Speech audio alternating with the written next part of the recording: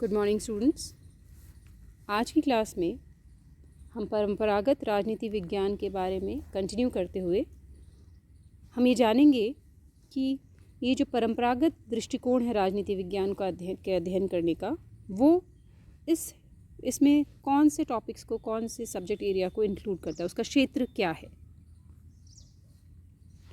राजनीति विज्ञान के क्षेत्र का अर्थ है उसके अध्ययन वस्तु यानी विषय सामग्री, किन चीज़ों का अध्ययन हम इसमें करेंगे। इस प्रकार राजनीति विज्ञान के क्षेत्र के अंतर्गत हम उन तथ्यों एवं सामग्री को शामिल करते हैं जिनका अध्ययन इस विषय के अंतर्गत किया जाता है अथवा किया जाना चाहिए। हमें ये देखना है, याद रखना चाहिए कि जिस प्रकार विद्वानों में परंपरागत राजनीति विज्ञान की परिभाषा के बारे में मतभेद हैं, उसी प्रकार इसके विषय के क्षेत्र में भी है। नेचुरली जब हम डिफ़ाइन कर रहे हैं, जिस तरह से हम परिभाषित कर रहे हैं, हम उसी तरह से उस क्षेत्र के बारे में भी होंगे। तो जब वहाँ मतभेद है तो यहाँ पर भी मतभेद है। उदाहरण के लिए, यदि गार्नर ने राजनीति विज्ञान के क्षेत्र में केवल राज्य के अध्ययन को स्वीकारा है, तो लिकॉक ने इस क्षेत्र में केवल सरकार के अध्ययन को स्थान दिया है। उसी तरह गिलक्राइस्ट हैं, वो ये मानते हैं कि इसके क्षेत्र में राज्य और सरकार दोनों को ही सम्मिलित किया जाना चाहिए। There is another thinker Willoughby, he says कि राजनीति विज्ञान के क्षेत्र में राज्य और सरकार के अलावा कानून के अध्ययन को भी स्थान दिया जाना चाहिए। इस तरह से हम ये देखते हैं कि अलग अलग विचारक, अलग अलग लेखक अलग मत प्रस्तुत करते हैं, पर साधारणतया हम जिन चीज़ों को, जिसको परंपरागत अध्ययन राजनीति विज्ञान के अध्ययन क्षेत्र के रूप में स्वीकारा गया है, जनरली उसके बारे में हम बात करें।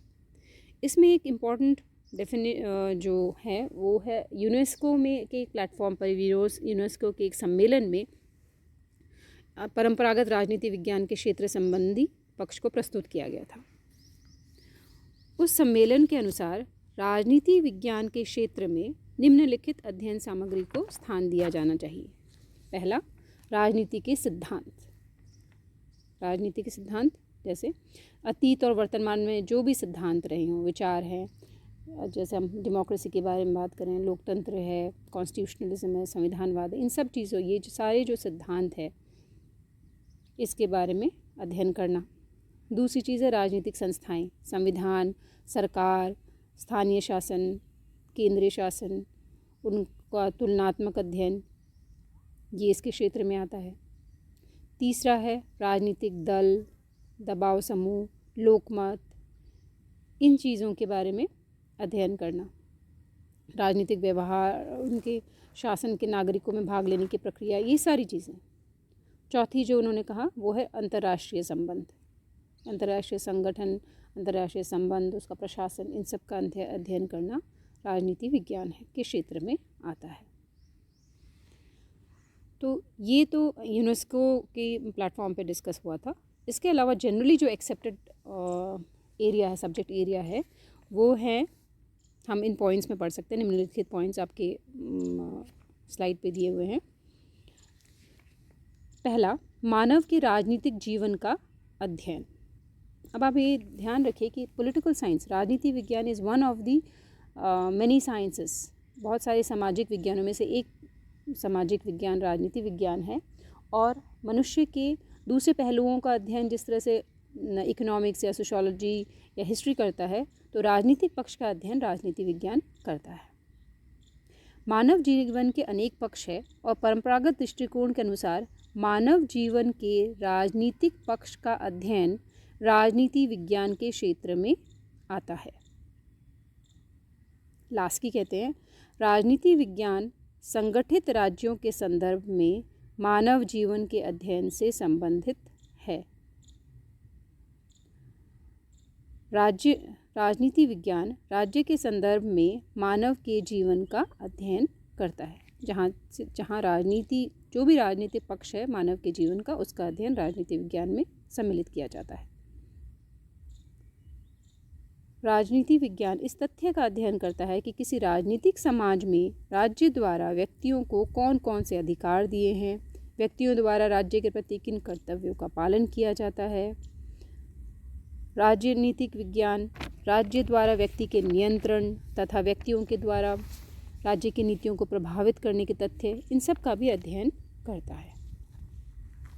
दूसरा बिंदु आता है राज्य का अध्ययन।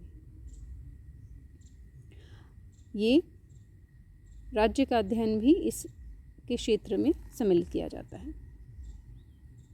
राजनीति विज्ञान के अध्ययन का प्रमुख विषय स्वयं राज्य है। जैसा शब्द से ही दिख रहा है, राज्य की नीति, राजनीति। प्राचीन काल से आधुनिक काल तक राज्य का विकास विभिन्न अवस्थाओं से गुजरा है और इस बात की पूरी संभावना है कि भविष्य में भी राज्य का विभिन्न स्वरूपों में विकास होगा। हम देख रहे हैं बहुत समय से परिवर्तित हो रहा है, लेकिन फिर भी राज्य आज भी बना हुआ है। गेटल के अनुसार राजनीति विज्ञान राज्य कैसा है कि ऐतिहासिक गवेषणा, राज्य कैसा है का विश्लेषणात्मक अध्ययन और राज्य कैसा होना चाहिए कि राजनैतिक व नैतिक परिकल्पना है। अब गेटल की परिभाषा पे ध्यान दीजिए। वो ये कह रहे हैं राज्य कैसा है कि इतिहास, यानी इतिहास में कैसा राज्य रहा और आज कैसे स्वरूप बदला, ये इसके अध्ययन क्षेत्र में आता है। राज्य की विश्लेषण करना कि कैसा था और आज कैसा हुआ है, उसको एनालिसिस करना, और राज्य कैसा होना चाहिए यानी आइडियल स्टेट या आदर्श व्यवस्था के बारे में भी हम राजनीति विज्ञान के अध्ययन क्षेत्र में माना जाता है।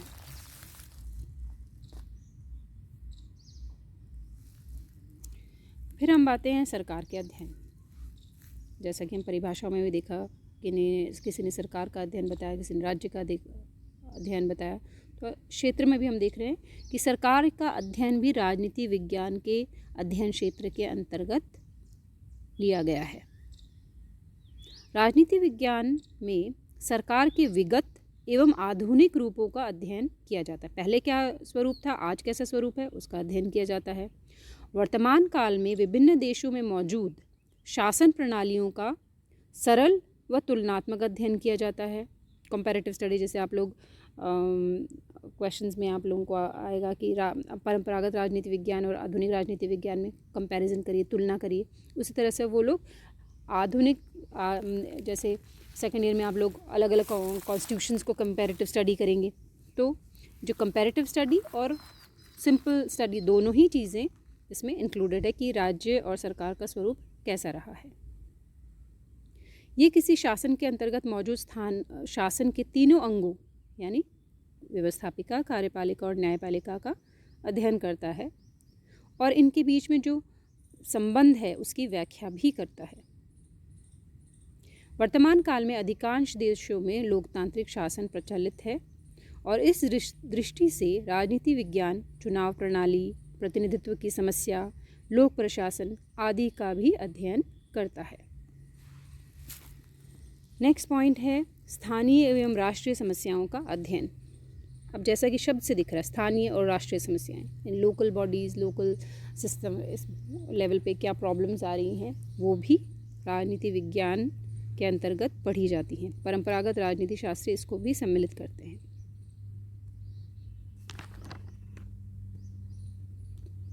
नेक्स्ट है राजनीति के अंतर्राष्ट्रीय पक्ष का अध्ययन।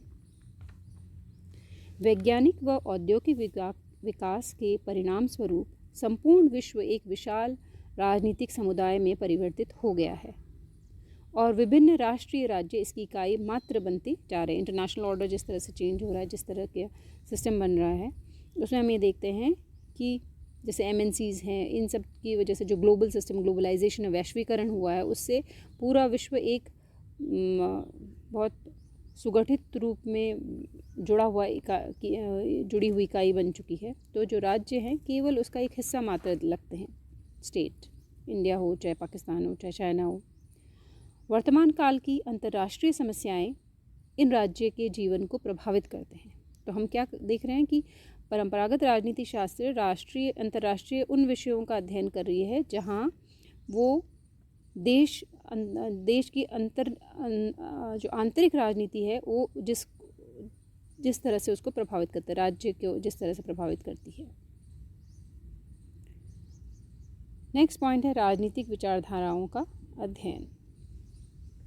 प्राचीन काल से आधुनिक युग तक अनेक राजनीतिक विचारधाराओं की उत्पत्ति हुई है, उनका विकास हुआ है और जो अलग अलग तरह के जो विचारधाराएं हैं जैसे प्रत्ययवाद, व्यक्तिवाद, अराजकतावाद, फासीवाद, समाजवाद, साम्यवाद, बहुलवाद, ये जो बहुत सारे वाद हैं, बहुत सारे विचारधाराएं हैं, इन सब का अध्ययन करना राजनीति विज्ञान के अध्ययन क्षेत्र में शामिल किया गया है। नेक्स्ट है राजनीतिक दलों व दबाव समूहों का अध्ययन। आधुनिक युग में शासन के संचालन में राजनीतिक दलों व दबाव समूहों का विशेष महत्व है और इसीलिए इसको राजनीति विज्ञान के अध्ययन क्षेत्र में सम्मिलित किया जाता है।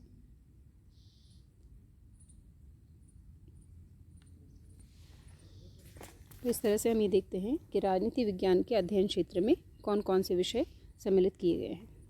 नेक्स्ट क्लास में will take a different topic.